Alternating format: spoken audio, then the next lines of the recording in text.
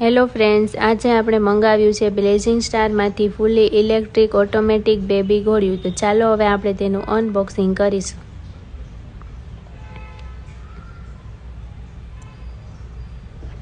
આ ઘોડિયું આખું સ્ટેનલેસ સ્ટીલનું બનેલું છે. આ ઘોડિયાને ફિટિંગ કરવું પણ ખૂબ જ સરળ છે.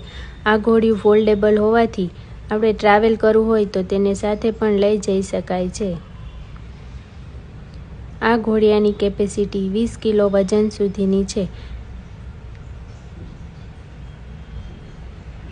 તમારા પાસે જો ઘોડિયું હોય અને ઘોડિયાને ઓટોમેટિક કરવું હોય તો અલગથી મોટર પર તમે મંગાવી શકો છો.